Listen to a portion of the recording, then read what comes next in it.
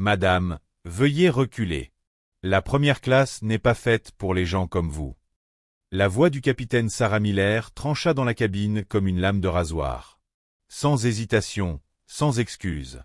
Elle fit signe à Maya de retourner à l'arrière, comme si elle chassait une tâche de son monde élitiste. Avant de commencer l'histoire, commentez ci-dessous depuis quel pays vous regardez cette vidéo. Et si vous aimez les histoires comme celle-ci, likez la vidéo, abonnez-vous et activez les notifications pour ne rien rater. Vous devez prouver votre statut prioritaire ou passer en classe économique. Quelques passagers jetèrent un coup d'œil, incertains d'intervenir. Richard White, un homme blanc d'une cinquantaine d'années, les cheveux plaqués en arrière et une montre en argent étincelante au poignet, bloqua froidement le passage de Maya avec son bagage à roulettes. « Cette zone n'est pas accessible à n'importe qui », lança-t-il avec mépris. Ce qu'aucun d'eux ne savait, c'est que la femme qu'il venait d'humilier n'était autre que la docteure Maya Johnson, la véritable propriétaire de ce jet, prête à renverser le système dans les 5 prochaines minutes. Docteur Maya Johnson, une petite femme noire, PDG, avançait avec une confiance absolue. Sa tenue était étonnamment modeste, un chemisier gris clair froissé, un pantalon classique bleu marine et des mocassins usés sans logo. Dans sa main, un simple billet d'embarquement sans aucune mention criarde de conglomérat milliardaire. Mais Maya n'hésita pas. Elle passa devant les regards scrutateurs de l'équipage et se dirigea droit vers le siège côté hublot de la première rangée, là où tous les regards semblaient converger. Le capitaine Sarah Miller, commandante de bord, sortit du cockpit. Femme blanche dans la quarantaine, chignon serré, uniforme impeccable, menton levé avec arrogance. Aucun sourire de courtoisie, aucun accueil de pilote expérimenté. Elle observa Maya de la tête aux pieds, un bouton mal fermé, un ourlet de pantalon décalé, une éraflure sur son bagage, puis tendit la main, ses mots dégoulinant de mépris. « La première classe n'est pas pour les gens comme vous. » La cabine se figea. Un couple d'âge moyen suspendit sa lecture. 2 jeunes, absorbés dans leur téléphone, levèrent les yeux, les sourcils froncés. Personne n'osa parler, mais le malaise était visible sur tous les visages. Sarah fit un geste vers la classe économique, sans même un hochement poli. « Carte d'embarquement, s'il vous plaît. Si vous ne pouvez pas prouver votre statut prioritaire, vous devrez passer en classe économique. » Maya ne broncha pas. Son regard ne vacilla pas. Elle tendit son billet. Sarah le saisit du bout des doigts, comme s'il était sale. Elle y jeta un coup d'œil rapide, puis le lui rendit sèchement, les lèvres pincées. Non vérifié. Les mots de Sarah furent froids comme une lame. Refus pur, préjugés bruts, et mesquinerie d'une gardienne d'un monde exclusif. De l'autre côté de l'allée, Richard White, vêtu d'un élégant gilet gris, sa montre brillant, ne cacha pas son dédain. Il repoussa le bagage de Maya d'un coup et occupa l'espace de rangement au-dessus pour lui-même. Il se pencha vers elle, assez fort pour que toute la cabine entende. « Gardons cet espace propre. » Son regard cherchait à effacer la présence même de Maya de la première classe. Derrière lui, quelques passagers échangèrent des sourires moqueurs. L'hôtesse de l'RMA, non loin, esquissa une moue de dégoût en silence. Tous ces regards et murmures formaient un mur invisible qui isola Maya dès qu'elle osa pénétrer ce royaume exclusif. Malgré cela, Maya inspira profondément, les jointures serrées sur la poignée de son bagage. Elle leva le menton et fixa Sarah, inébranlable, sans céder. Le combat de 5 minutes allait commencer, sous la lumière dorée du privilège et dans l'ombre cachée des préjugés. Sarah feuilletait la liste des passagers sur sa tablette, sans même lever les yeux vers Maya. Vous devez vérifier votre statut prioritaire ou retourner en classe économique. Nous n'acceptons ici que les passagers confirmés en première classe. Son ton n'était pas une demande. C'était une condamnation, prononcée avant même que Maya ait pu se défendre. L'atmosphère se chargea de tension. Tous les regards se tournèrent vers Maya, certains curieux, d'autres méfiants, d'autres encore prenant un plaisir malsain au spectacle. Elle sentait ces regards. Une femme noire, tenue simple, cheveux attachés, sans sac de luxe ni montre de valeur, paraissant terriblement déplacée dans ce décor de costumes soignés, sac en cuir de crocodile et parfums coûteux. À sa gauche, une femme d'âge moyen serra son sac contre elle, la regardant avec suspicion. Un jeune homme à lunettes secoua la tête vers sa compagne, lui chuchotant des propos que Maya préféra ne pas entendre. Richard White, lui, savourait la scène. Il tapotait sa montre avec satisfaction, se penchant vers un voisin pour lui souffler à voix basse. De nos jours, On accepte n'importe qui. À ce rythme, Zénith va perdre tout son prestige. Sarah s'approcha d'un pas, fixant Maya du regard. Je le répète, prouvez votre statut prioritaire ou je fais appel à la sécurité. Ce sont les règles. Je ne fais que mon travail. Un avertissement implicite, personne n'avait intérêt à intervenir. Et personne ne le fit. Au fond de la cabine, Ethan Collins, blogueur voyage connu pour ses prises de position sur l'égalité, sortit discrètement son téléphone. Il observa. Le sourire suffisant de Richard, la posture raide de Sarah, l'évitement calculé du personnel de bord. Il savait qu'un instant dans cette cabine fermée pouvait révéler des siècles d'injustice. Il lança son application caméra, observa le visage de Maya. Pas de peur. Pas de confusion. Mais une endurance calme, marquée par une défiance silencieuse. Celle d'une femme qui avait grandi dans les préjugés et refusait de baisser la tête. Maya posa son bagage, sortit à nouveau sa carte d'embarquement simple, sans bande dorée ni mention prioritaire. Elle en avait supervisé la création elle-même, dans le cadre d'une expérience secrète chez Zénith.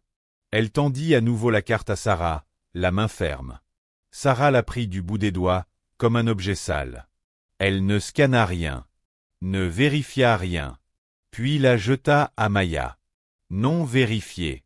Vous n'êtes pas dans le système. Quittez ce siège immédiatement ou la sécurité interviendra. Le verdict tomba. Le silence régna. Quelques passagers parurent soulagés. L'ordre était rétabli, pensait-il. Richard White rayonnait. À ce rythme, Zénith ne saura plus reconnaître les vrais VIP. Sarah maintint son regard dur, déterminée à en finir. Nous ne pouvons pas laisser des passagers non vérifiés ici. Si vous ne partez pas, j'appelle la sécurité. Au fond, Ethan Collins s'appuya sur enregistrer. Maya, seule, debout, faisait face à un système froid et fermé. Sur son téléphone, il tapa les premiers mots de son tweet. L'équipage de Zénith cible une femme noire. Pas prioritaire. Aucune vérification, juste une menace d'expulsion. Nous sommes en 2025, et ça se produit encore. En quelques secondes, ce tweet a illuminé les fils d'actualité de milliers de ses abonnés. Des hashtags comme hashtag discrimination, hashtag aviation BIA et hashtag Zénith aérospace se sont propagés comme une traînée de poudre. Maya regardait tout cela d'un air calme, dissimulant la tempête intérieure. Elle savait que chaque geste de Sarah, son attitude indifférente, son refus délibéré de vérifier, sa voix volontairement élevée devant les passagers prouvaient ce que Maya soupçonnait depuis longtemps. La discrimination n'était pas seulement personnelle, elle était ancrée dans un système défendu par des règles non écrites. À chaque seconde qui passait, la pression montait. Mais Maya restait debout, ferme. Sa main se resserrait sur la poignée de son sac tandis que ses yeux retournaient vers Ethan, à l'arrière de la cabine, le seul assez courageux pour pointer son objectif vers la vérité. Et Sarah, à chaque rappel appuyé des règles, jetait un œil vers Richard et les autres passagers, comme pour chercher leur approbation. Elle ne remarquait pas que chaque détail était filmé par la caméra d'Ethan et retranscrit dans les fichiers secrets de Maya. Dans quelques instants, cette femme inconnue de l'équipage allait changer non seulement leur destin, mais aussi celui du système qu'ils défendaient fièrement. La cabine de première classe semblait figée sous le geste méprisant de Sarah. Son visage impassible, elle feuilletait la liste des passagers sur sa tablette sans quitter l'écran des yeux, mais sa voix retentit assez fort pour que tout le monde l'entende. Vous devez reconfirmer votre statut prioritaire ou passer en classe économique. Cette section est strictement réservée aux passagers vérifiés. Ce ton tranchant n'était pas une suggestion. C'était un verdict prononcé avant même que Maya ait pu parler. L'air de la première classe devenait lourd, presque irrespirable.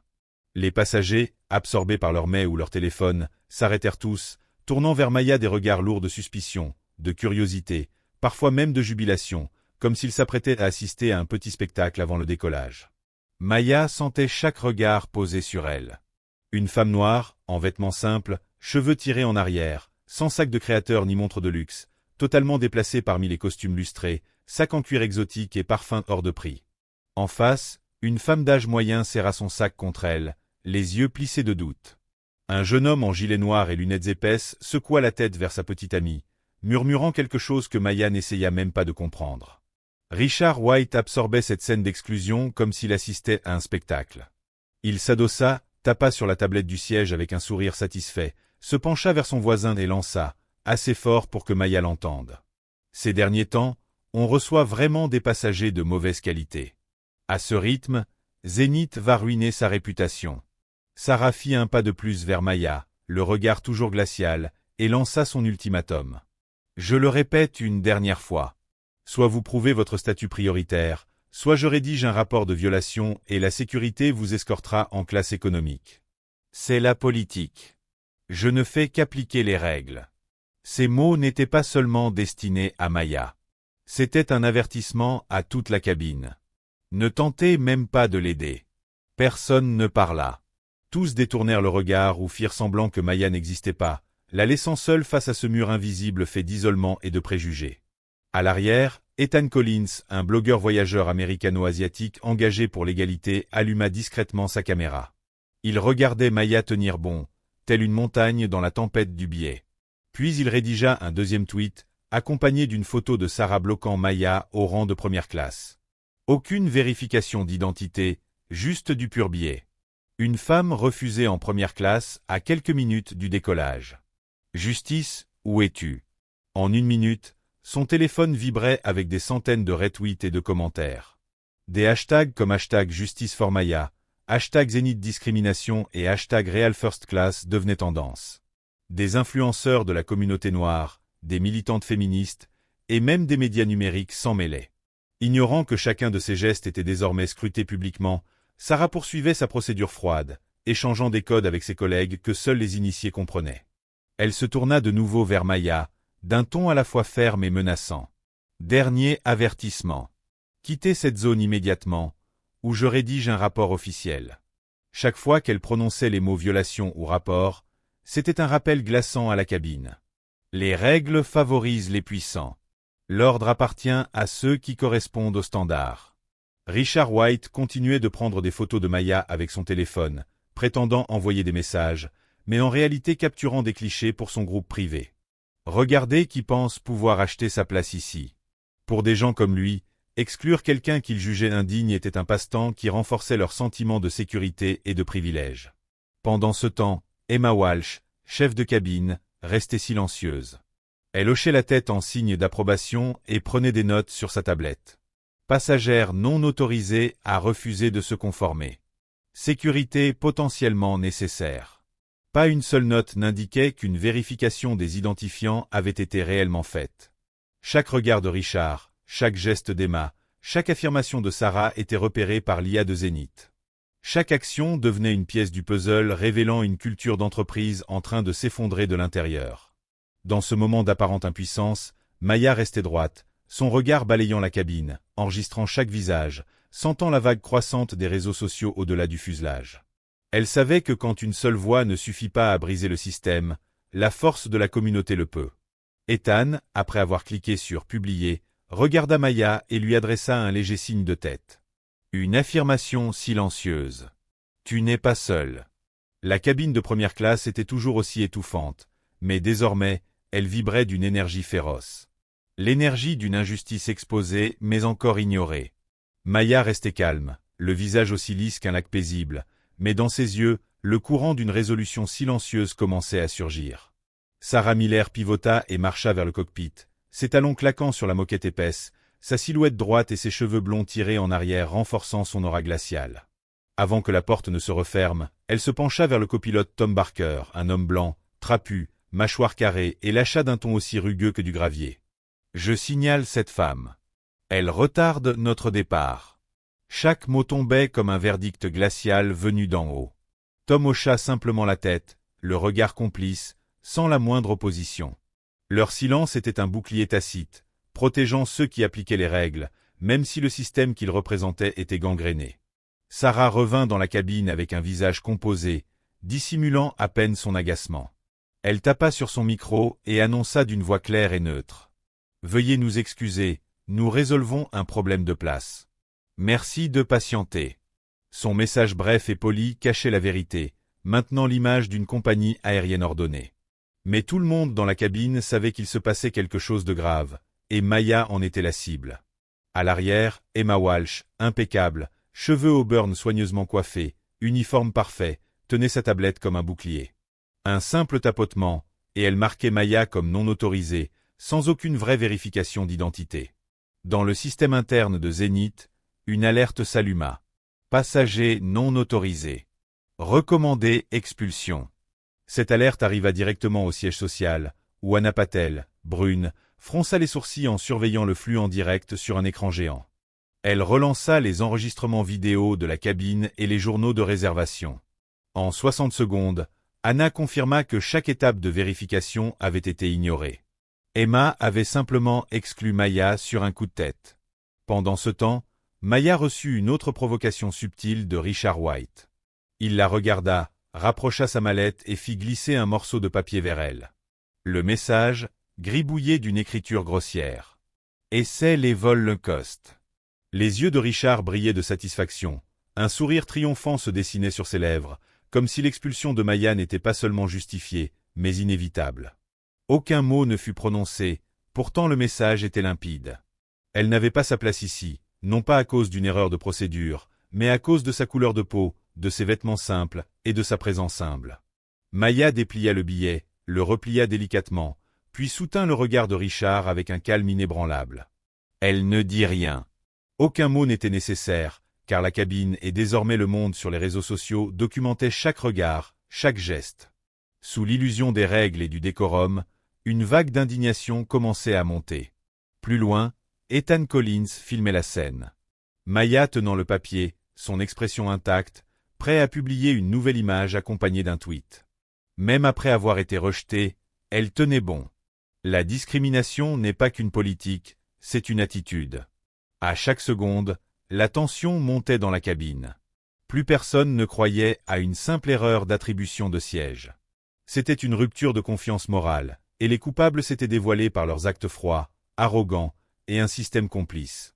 Maya gardait le silence, mais dans ce silence, entouré de préjugés et d'injustices, elle faisait résonner le premier glas de défi contre tout l'appareil que Sarah, Emma, Tom et Richard utilisaient contre elle. L'air en première classe devenait oppressant. Chaque respiration ralentissait, la tension montait seconde après seconde. Ce n'était plus une simple maladresse administrative. C'était une démonstration du vieux pouvoir, où les règles étaient déformées pour préserver les privilèges d'une minorité. Après son annonce glaciale, Sarah ne retourna pas dans le cockpit. Elle se dirigea droit vers Maya, suivie de Tom Barker et Emma Walsh, formant un cercle serré autour d'elle. Ils cessèrent de chuchoter et parlèrent assez fort pour que tous les passagers entendent, transformant Maya en spectacle public.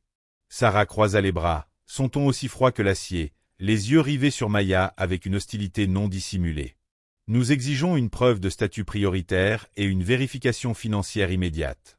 Si vous ne pouvez pas, vous devrez quitter la première classe.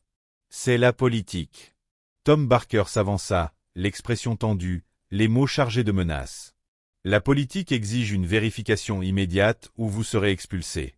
C'est une règle de sécurité aérienne. Aucune exception. » Sous le masque des règlements, leurs mots devenaient des flèches visant la dignité et l'existence même de Maya.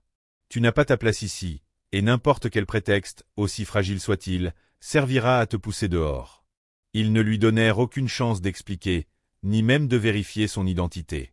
Ils se contentèrent de marteler les documents et les preuves de fond comme si les sièges en première classe étaient réservés uniquement aux riches et aux approuvés. Pendant ce temps, Emma Walsh, silencieuse, tapotait sa tablette, qualifiant Maya de « perturbatrice », sans poser la moindre question. En une seule pression, tout l'historique de vol de Maya était marqué comme une infraction dans le système. Emma se préparait à envoyer une alerte sécurité, une mesure censée être réservée aux urgences réelles, mais désormais utilisée pour opprimer et expulser ceux qu'il jugeait indésirables. Chaque geste, les paroles tranchantes de Sarah, le regard méprisant, les invocations ritualisées des politiques par Tom, le froid mécanisme d'Emma dévoilait un système discriminatoire caché derrière le vernis des règles, des politiques et des privilèges. Au milieu de cet encerclement, Maya restait droite, malgré les regards curieux ou moqueurs de certains passagers. Pour eux, la différence de Maya suffisait à justifier son expulsion. Quelques rangées plus loin, Richard White se pencha vers un vieil homme et murmura assez fort pour que Maya entende. « Elle croit qu'on est dans un Greyhound ? Zénith doit rehausser ses standards. » Chaque insulte, chaque acte d'exclusion de l'équipage n'était plus une simple offense personnelle.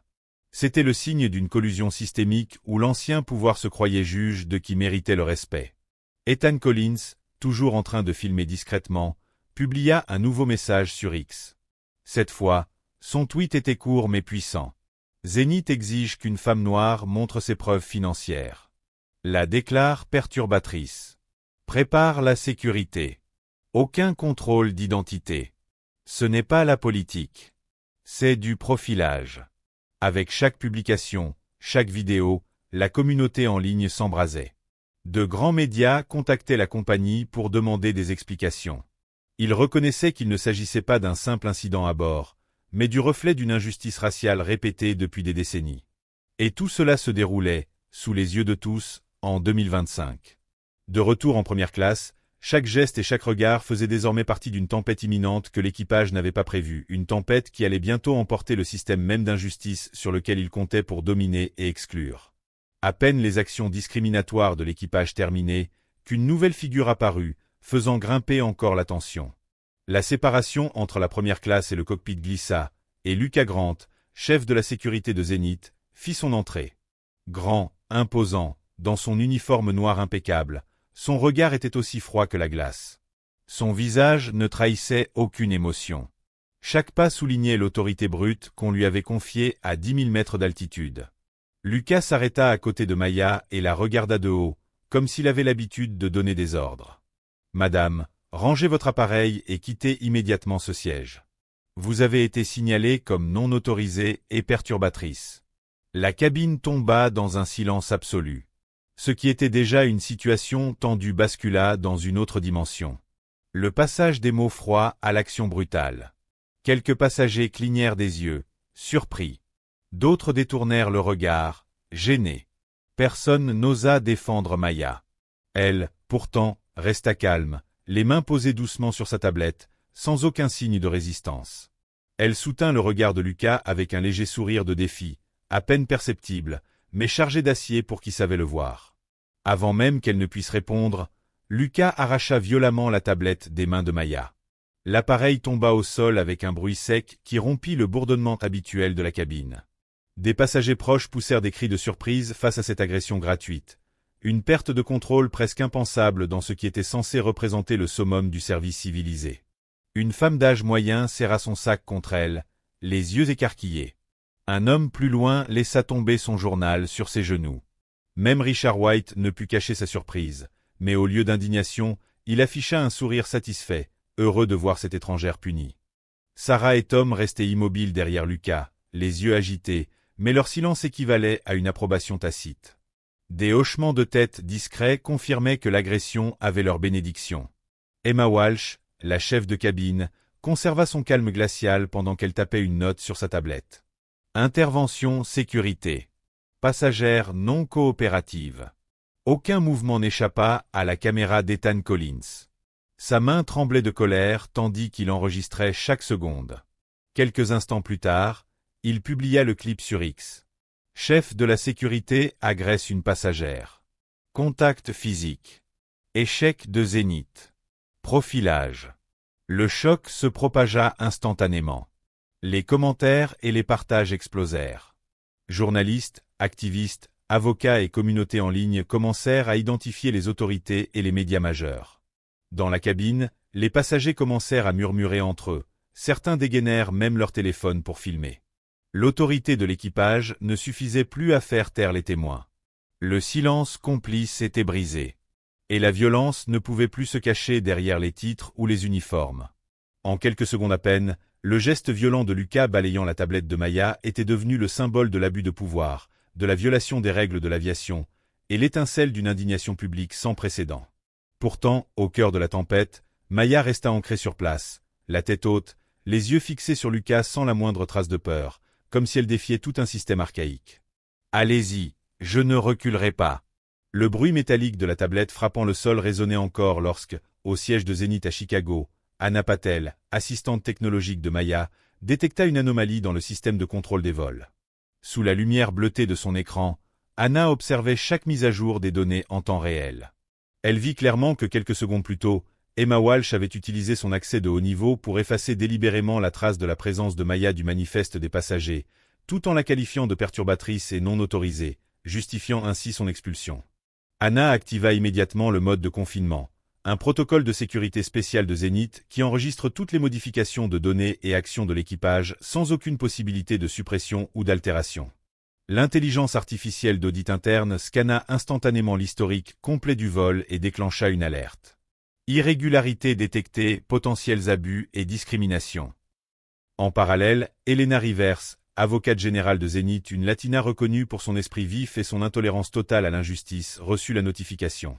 Sans hésiter, elle déposa une plainte auprès de la FAA, Administration fédérale de l'aviation, et ouvrit un canal d'urgence vers Maya via l'oreillette secrète intégrée à sa bague connectée.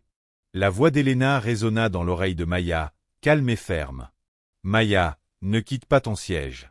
Tous les journaux de bord sont sauvegardés. Le monde vous regarde. Nous activons le protocole juridique complet. Ils ne peuvent plus rien cacher. » À l'extérieur de la cabine, les premiers rapports apparaissaient déjà dans les grands médias. Depuis les premiers tweets d'Ethan Collins, des journalistes tech et des militants avaient relayé l'affaire sur toutes les grandes plateformes. Bloomberg titra immédiatement. Une femme noire PDG humiliée dans son propre jet, discrimination dans les airs. Reuters s'emboîta le pas avec. Zenith Aerospace, sous le feu des projecteurs, une vidéo montre une agression et un possible profilage. L'image de Maya, petite mais déterminée, au centre du cercle de l'équipage, sa tablette jetée à terre, les yeux rivés sur ses agresseurs, devint une icône pour des millions de spectateurs sur les réseaux sociaux.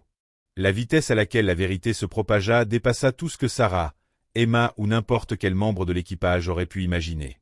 À l'autre bout de la cabine, Sarah Miller et Emma Walsh échangèrent des regards inquiets. Sarah tentait de garder contenance, mais sa lèvre tremblait alors qu'elle voyait les passagers discrètement filmer avec leur téléphone.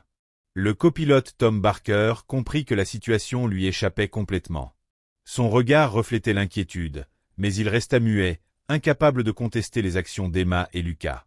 Pendant ce temps, Lucas Grant restait debout près de Maya, mais sa confiance initiale s'effritait à mesure qu'il voyait chaque téléphone braqué sur lui, enregistrant le moindre de ses gestes. Sur Twitter, les #hashtag justice pour Maya et #Zenithfell devinrent tendance à l'échelle mondiale en moins de 4 minutes après la publication d'Ethan. Des figures influentes de l'aviation, des ONG de défense des droits humains, et les médias internationaux exigeaient des explications de la part de Zenith et de la FAA, réclamant la fin de toute forme de discrimination, visible ou insidieuse, dans l'aviation moderne. Anna Patel étendit la surveillance du système, examinant les historiques de vol de Sarah, Emma et Lucas. Les modifications irrégulières et les journaux supprimés, autrefois dissimulés, étaient désormais tous signalés par l'IA, ouvrant la voie à une enquête à grande échelle sans précédent. Au milieu du tumulte, Maya resta assise. Même sous les yeux de millions de spectateurs, elle choisit la dignité silencieuse. Elle savait que ce combat n'était plus seulement le sien, mais celui de tous ceux qui réclament la justice et la conscience dans les cieux d'aujourd'hui. L'atmosphère en première classe était lourde, coincée entre le tumulte d'une injustice flagrante à l'intérieur et la tempête médiatique à l'extérieur. Maya était toujours assise, les yeux brillants de calme et de fierté, tandis qu'au fond de la cabine, Ethan Collins terminait le tweet qui allait tout faire basculer, sa main tremblant de colère, mais son geste sûr. Il appuya sur « Publier », joignant une photo en gros plan de Maya, le menton relevé avec défi, le regard planté dans celui de Lucas Grant, tandis que la tablette brisée gisait à ses pieds. La mise à jour apparut immédiatement sur X, anciennement Twitter. Urge, la femme discriminée est la docteure Maya Johnson, PDG de Zenith Technologies. C'est elle qui possède ce vol. En quelques secondes, les téléphones des passagers vibrèrent sous les notifications d'une publication devenue virale. Mais le véritable choc eut lieu lorsque l'écran avant de la cabine changea soudainement de chaîne pour afficher un flash info en direct sur Bloomberg, titrant en direct. Une milliardaire de la tech victime de profilage dans son propre jet. Un silence de plomb tomba. Les regards, d'abord curieux, passèrent à la stupéfaction, puis à la confusion mêlée d'admiration. Sarah Miller, qui s'était efforcée de garder le contrôle, pâlit visiblement. Sa fierté s'effondra en panique et incrédulité, ses yeux allant de Maya à Tom et Emma, en quête d'une explication ou d'un soutien. Toutes les tentatives visant à faire passer Maya pour une passagère illégitime étaient désormais la preuve éclatante d'un abus impardonnable. Emma Walsh hésita, le pouce suspendu au-dessus de sa tablette. Les étiquettes non autorisées et perturbatrices lui semblaient à présent comme des empreintes impossibles à effacer. Elle comprit, en un instant, que chacune de ses actions venait d'être archivée, analysée et exposée devant des millions. Tom Barker, qui n'avait fait que suivre les ordres, était lui aussi pétrifié. Il évita le regard de Maya, des gouttes de sueur perlant sur son front. Il voulut parler, mais se tut, sachant que toute défense serait désormais vaine. Et Richard White, l'homme qui plus tôt s'était réjoui de son statut, était figé. Il ne se prélassait plus, mais serrait les accoudoirs, le visage blême. Son mot moqueur. Essayer les vols le coste. Lui sembla maintenant être l'erreur la plus lourde de sa vie. Autour d'eux, les passagers jusqu'alors silencieux bougèrent. Certains portèrent les mains à leur bouche, choqués. D'autres regardaient Maya avec un respect renouvelé, de la honte ou de la solidarité. L'atmosphère de la cabine passa d'un malaise pesant à une vague de réveil et de transformation. Sur des dizaines de téléphones, les bandeaux d'actualité défilaient. La PDG de Zénith humiliée par son propre équipage. Équipage personnel. Biais racial à bord d'un jet privé. Le milliardaire propriétaire riposte. La justice se déploie en temps réel à bord du vol phare de Zénith. Sarah Miller recula, le visage livide, les yeux jetant un coup d'œil vers Maya, mais cette fois avec le regard de quelqu'un au bord de perdre toute autorité. Emma Walsh se mordit la lèvre, sur le point de protester, mais aucun son ne sortit. Lucas Grant resta silencieux, la mâchoire crispée, son regard fuyant Maya, un aveu tacite qu'il était trop tard pour réparer les torts. Maya demeura assise, la tête haute. Son calme s'était transformé en une présence tranquille et autoritaire. Elle n'avait pas besoin de parler.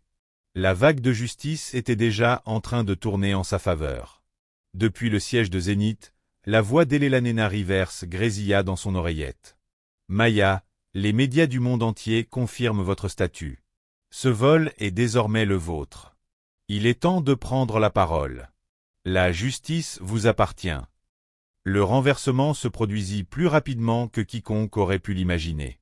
En quelques minutes, l'étrangère qu'ils avaient tenté d'expulser reprit le pouvoir absolu. Pas avec des menaces, mais avec la vérité et une identité incontestable.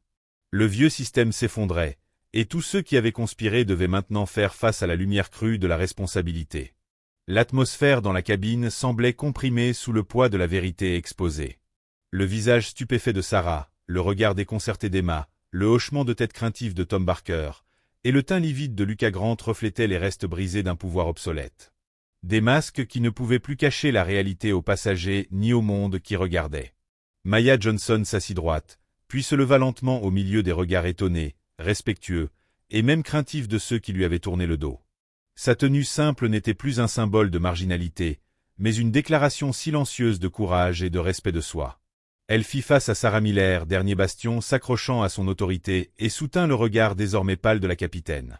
Vous venez de profiler votre employeuse devant le monde entier. La voix de Maya était calme, mais chaque mot résonnait comme un coup de marteau contre l'arrogance et la tromperie de Sarah. La rangée devant elle retint son souffle. Même ceux qui doutaient ou restaient indifférents se penchèrent en avant, certains brandissant leur téléphone pour capturer le moment. Un renversement non violent propulsé par une vérité incontestable. À cet instant, Elena Rivers, conseillère juridique en chef, interrompit via l'interphone de la cabine, son ton ferme mais catégorique. Toute tentative d'expulser Dr Johnson constitue une violation du protocole et déclenchera un examen juridique. Le service juridique surveille tous les événements en temps réel. Tous les membres d'équipage sont tenus de se conformer immédiatement. Un silence pesant envahit la cabine. Seuls quelques souffles saccadés et de faibles murmures à l'arrière subsistaient. Maya garda son regard froidement fixé sur l'équipage et déclara chaque mot avec clarté et fermeté, comme un verdict final. Capitaine Sarah Miller. Premier officier Tom Barker. Hôtesse de l'air Emma Walsh. Chef de la sécurité Lucas Grant. Vos services sont révoqués, avec effet immédiat. Richard White. Vous êtes définitivement banni des vols Zénith. Ce n'était pas une explosion émotionnelle, mais le glas d'une époque révolue et l'aube d'une nouvelle norme, où ceux qui s'étaient crus autorisés à juger, exclure et humilier paieraient le prix non seulement en perdant leur poste, mais aussi leur honneur et leur humanité. Sarah serra les poings, les lèvres tremblantes, incapable de prononcer la moindre objection. Emma recula, serrant sa tablette comme une bouée de sauvetage, tandis que Tom Barker baissait la tête, accablés par le remords et la peur. Lucas Grant, le responsable de la sécurité qui avait eu recours à la force, resta figé comme une statue, les yeux rivés au sol, incapable de croiser le regard de quiconque. Et Richard White, autrefois la figure la plus arrogante de la première classe, devint son passager le plus isolé, à jamais banni de Zénith. Ses remarques condescendantes sur les standards de première classe disparurent, remplacées par un regard de désespoir impuissant. Les passagers, d'abord figés par le choc, se mirent alors à applaudir, pas de façon bruyante, mais avec gravité, empathie et reconnaissance. Leur applaudissement allait à Maya, et à tous ceux qui avaient été humiliés ou exclus par le biais des préjugés et de l'abus de pouvoir. C'était la première ovation pour un nouveau principe, vérité et justice. En seulement 5 minutes, un système entier avait été renversé par une femme qui avait refusé d'être réduite au silence, et par un réseau de technologies, de droits et de médias prêts à se ranger du côté de l'équité. L'atmosphère dans la cabine était toujours écrasée sous le poids de la vérité récemment révélée. Les regards de Sarah, Emma, Tom et Lucas exprimaient les ruines d'une structure de pouvoir dépassée. Les masques ne suffisaient plus à cacher la réalité. Maya Johnson s'assit droite, puis se leva lentement au milieu de regards mêlés de crainte, de respect et de fascination. Sa tenue modeste n'était plus un signe d'exclusion, mais un témoignage silencieux de dignité. Un grand écran à l'avant de la première classe s'alluma soudainement, affichant l'interface interne de contrôle de Zénith. Anna Patel, en direct depuis le centre des opérations, et Elena Rivers apparurent côte à côte. Aucune ne dissimulait la gravité de la situation.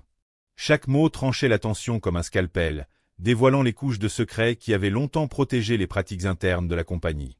Anna parla la première, d'un ton calme et précis. Nous annonçons, suite à un audit interne combiné à une analyse de données assistée par IA, que Zénith a découvert de multiples violations graves. Elena enchaîna, fixant la caméra pour que l'équipage ne puisse l'interrompre.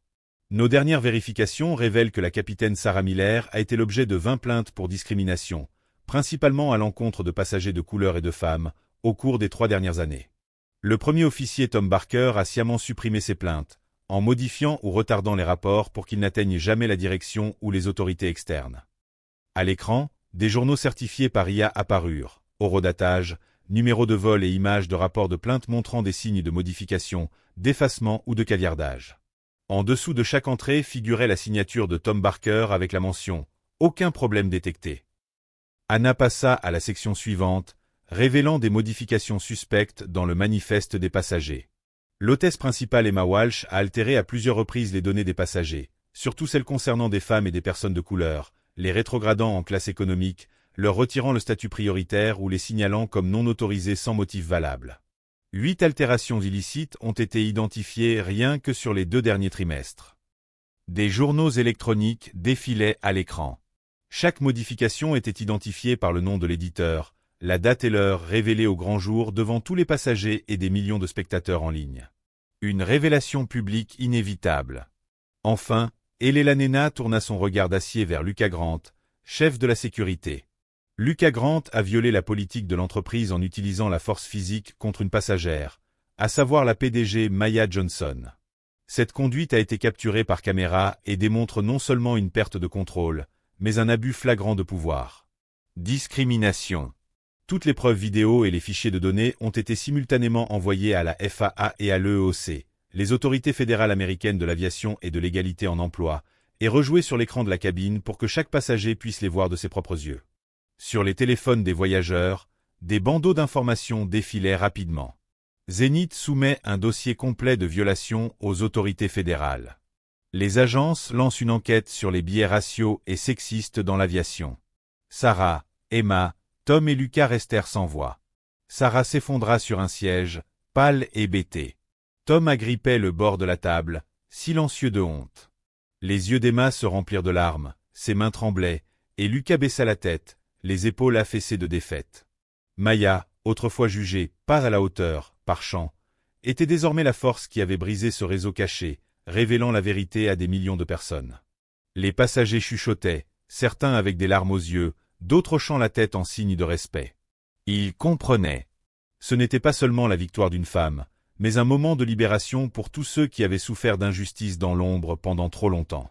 De retour au siège de Zénith, Anna et Elena confirmèrent. Nous avons verrouillé tous les comptes d'accès appartenant aux individus impliqués, demandé formellement leur pleine coopération avec l'enquête fédérale, et nous engageons à une refonte complète pour garantir transparence, équité et lutte contre la discrimination dans tout notre système. Une à une, les couches protectrices protégeant l'ancien pouvoir furent levées. Les preuves exposées au grand jour. Et à partir de ce moment, l'aviation ne serait plus jamais la même. La tension dans la cabine restait lourde, prisonnière du poids de cette vérité nouvellement dévoilée. À l'extérieur du Gulfstream G650, le monde avait commencé à rugir. Moins de 5 minutes après l'agression, les réseaux sociaux explosèrent tel un tsunami sur toutes les plateformes numériques. Des hashtags comme hashtag Justice pour Maya, hashtag Échec Zénith et hashtag Stop Aviation Bias devinrent viraux simultanément sur X, Instagram et Facebook, déclenchant des millions de commentaires, partages et débats enflammés sur l'égalité et la justice dans les cieux américains. Les grands médias, CNN, Reuters, Bloomberg, The New York Times, dépêchèrent chacun des reporters pour couvrir l'affaire en temps réel. Chaque mise à jour et vidéo postée par Ethan Collins devint virale à une vitesse fulgurante, envoyant des ondes de choc à travers l'industrie aérienne et les multinationales. Les téléphones des passagers n'arrêtaient pas de vibrer avec des titres comme « La FAA lance une enquête d'urgence après l'humiliation du PDG de Zénith dans son jet privé. Plusieurs partenaires suspendent leurs liens avec Zénith, demandent des politiques de diversité transparentes. » Des centaines partageaient leurs propres histoires d'injustice dans les compagnies aériennes, faisant du cas de Maya Johnson un cri de ralliement. Là, dans l'avion, la pression combinée de la technologie et de l'indignation publique fit taire le silence qui protégeait les anciens pouvoirs. Les passagers de première classe, d'abord hésitants, sortirent leur téléphone pour filmer et diffuser en direct, postant des messages de soutien à Maya. Certains essuyaient leurs larmes. D'autres se levèrent pour s'excuser de leur silence passé. Une femme blanche d'âge moyen bredouilla « Je n'ai jamais ressenti la justice si proche. Je suis désolée d'être restée silencieuse. » Un jeune latino tendit la main à Maya, les yeux brillants. « Tu m'as donné de l'espoir pour ma mère, ma petite sœur, et nous tous. » Même ceux qui avaient ricané ou détourné le regard baissèrent la tête, honteux. Richard White devint un spectre de honte. Personne n'avait besoin de l'accuser. Tous les regards dans la cabine étaient son verdict. De retour au siège de Zénith, Anna Patel et Elna Rivers travaillaient sans relâche. L'IA d'audit continuait d'analyser les données de dizaines de vols, découvrant plus de manipulation des journaux et de discrimination cachée, transmettant tout au régulateur. La FAA envoya une directive formelle ordonnant à Zénith de conserver intact tout l'équipage du vol pour l'enquête et de coordonner, avec l'EEOC, un audit complet des politiques de race, de genre et de personnel. La pression sociétale culminait non seulement sur l'équipage, mais aussi sur Zénith lui-même, ses partenaires stratégiques et toute l'industrie aérienne.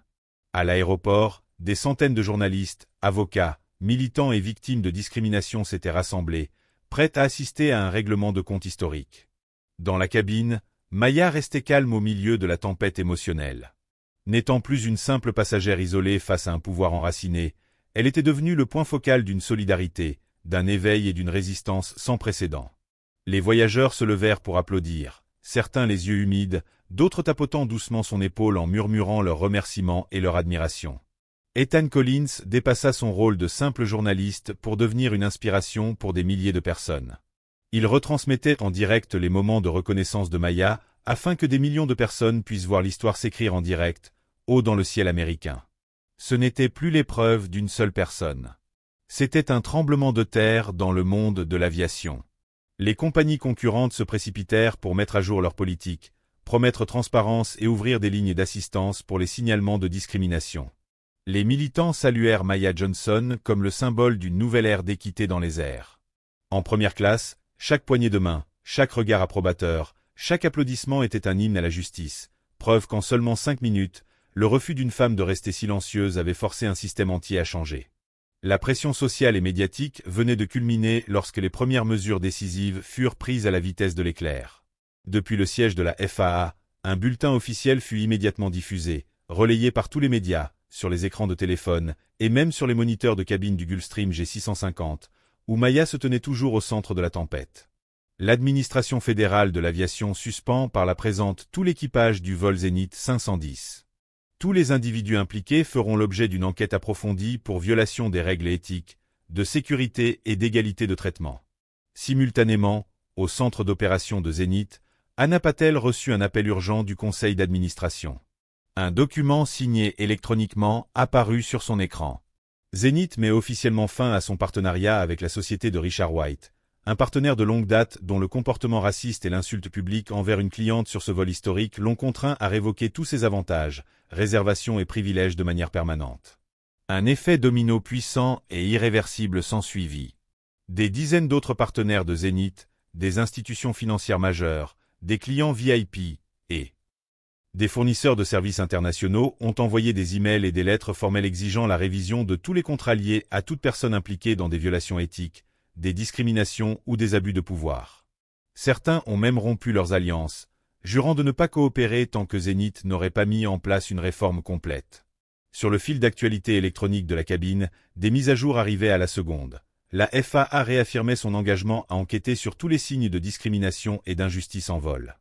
Zénith créait un conseil indépendant pour l'équité, la transparence et la protection des clients. Les grandes compagnies comme Skyjet et Atlantic Blue s'engageaient à des réformes internes suite à l'incident Maya Johnson. Au centre de commandement de la campagne, Anna Patel souriait, voyant les chiffres de réservation de Zénith grimper en flèche. Nous avons observé une augmentation de 30% des nouvelles réservations au cours des dernières 24 heures.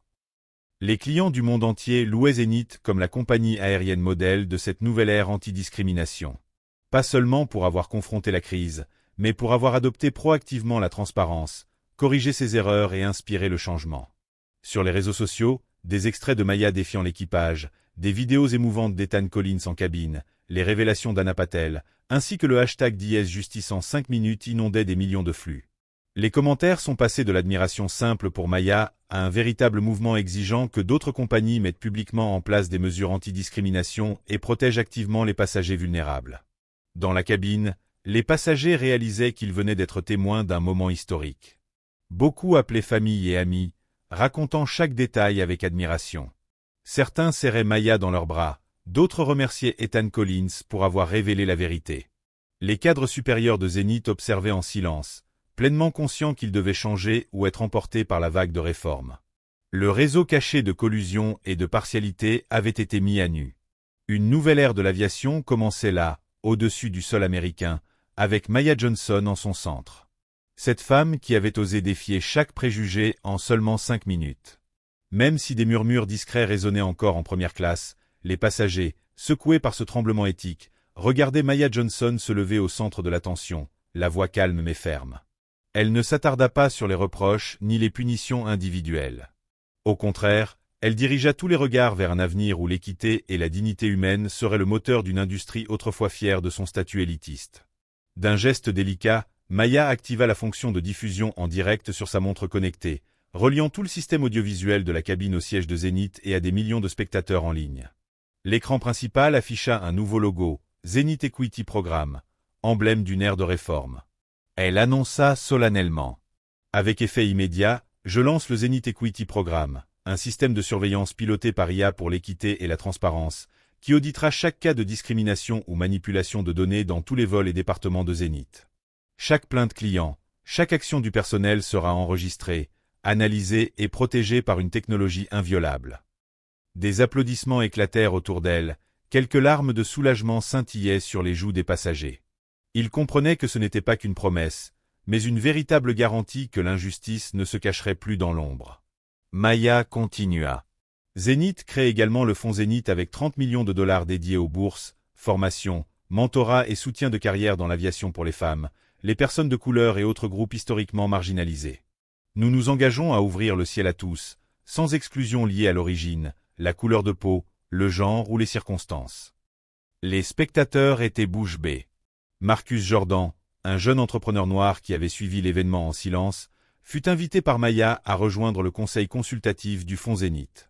Ethan Collins, l'homme qui avait mis la vérité en lumière, fut personnellement convié à devenir conseiller en inspiration de l'entreprise, veillant à ce que la voix des clients ne soit jamais ignorée lors des réunions stratégiques. Sur les réseaux sociaux, l'effet domino continua. À cet instant, une ancienne pilote sous le pseudo Skyer Story publia une confession virale sur Axe. Je suis restée silencieuse des décennies, par peur de perdre mon emploi car j'étais une femme de couleur dans une industrie dominée par des hommes blancs. Aujourd'hui, Maya Johnson m'a donné le courage de dénoncer toutes les discriminations silencieuses que j'ai subies. Merci, Maya, de te battre non seulement pour toi, mais pour nous toutes.